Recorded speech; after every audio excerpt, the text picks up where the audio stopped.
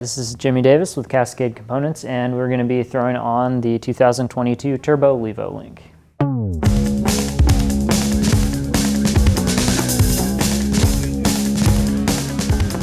The tools you'll need are a 6, a 5, and a 4mm Allen wrench.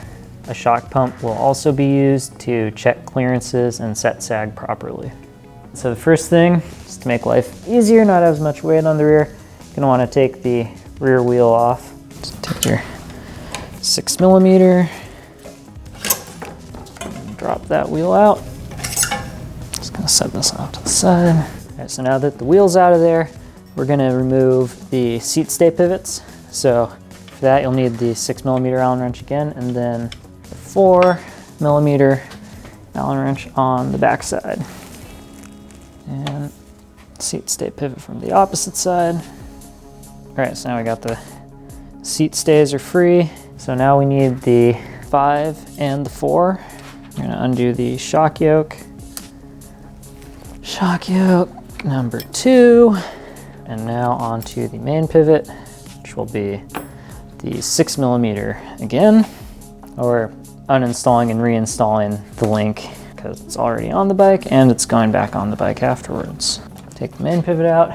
Then when you drop this guy down, there's a spacer on the inside that will try and fall on the ground, and hopefully we can catch it before it does that.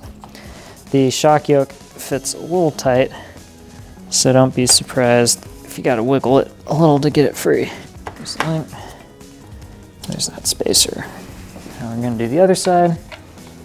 These have very long threads, so it takes a second. Trying not to lose the spacer. All right, so there you have everything unassembled. Now, the bearing spacers here, they're already in the link because we're putting the link back on. Not gonna pull them all off and reinstall them, but I'll show you one just to demonstrate. So they're kind of a pain to get out. They're a 2-piece spacer shaped kind of like that. So this is a tight fit on the bearing. So easiest way I have found to get them out is just by working around you can see in the middle there's that little line where they meet up. Hopefully you can see with the camera at least. And I just stick an Allen wrench through on that corner there and slowly work around the edge until it's free. You can feel it move in small increments. You just got to push in different spots. Pop those out and swap them over. They just go directly into the link like that. All right, so now we are going to reinstall the links that we just took off. Let's start with this one. So again, you'll have your spacer, goes on the inside of the main pivot. You'll see the spacer there's a narrow side and a wide side. You want the narrow side to be facing the bearing. So pop that on there. Slide the hardware through just to keep things in place. Just take your 6mm Allen wrench and then thread that on. You can just let it hang. It's not gonna go anywhere, harm anything.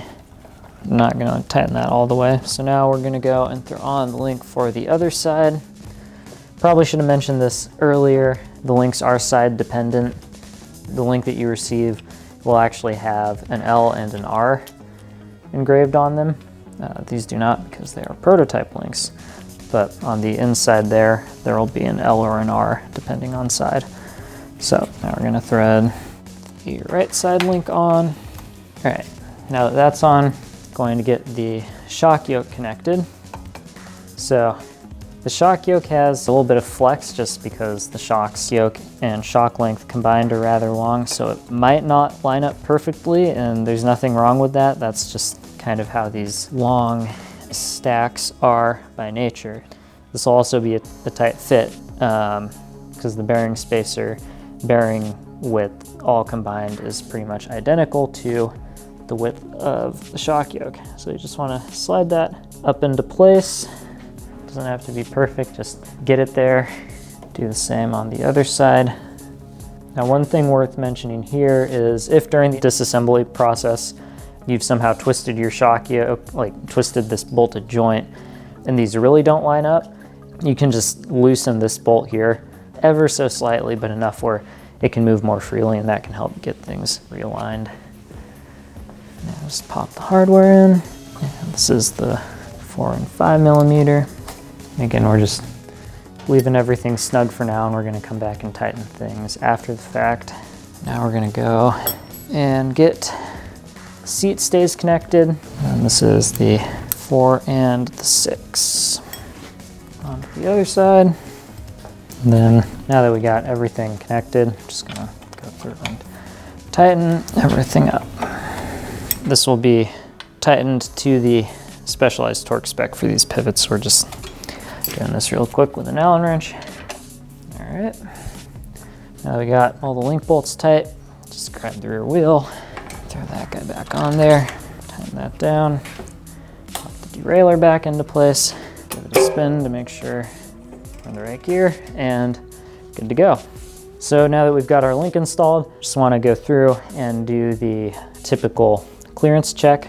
So just take the valve cap off here. Now you can use whatever you want to do this, but you just want to let the air out of your shock.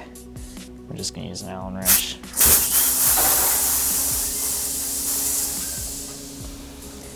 All right, so we've let most of the air out of the shock, but not all of it. The reason for not letting absolutely all of it out is it will suck itself all the way into travel, and it will be very, very hard to get your shock pump back on there. You can still pull it up into travel pretty easy. So pretty much no air in there.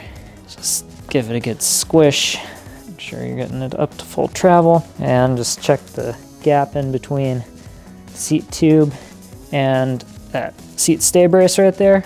This never changes, but it's always a good idea just to check clearance everywhere, you know, around the shock here. The linkages, they're all far away from the frame, but better safe than sorry.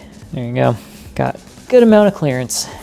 So now we're gonna go and pump this shock back up. Now again, this is kind of a pain because when you take the air out, it sucks itself down, so you gotta kind of lift it up to get the shock pump threaded on there. Oh, it takes so long to thread these stupid things on. I'm just gonna take it to 160. All right, close enough. Compress it a few times to equalize the negative air chamber, and keep on going.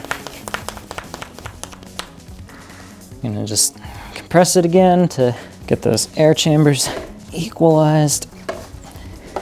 Look at the pump before and after and see what your pressure drop is if you're curious. Ugh, I'm tired. Come on, stupid thing. Throw the valve cap back on, and we're good to go. So there you have it. Installation of the Cascade Components 2022 Turbo Levo.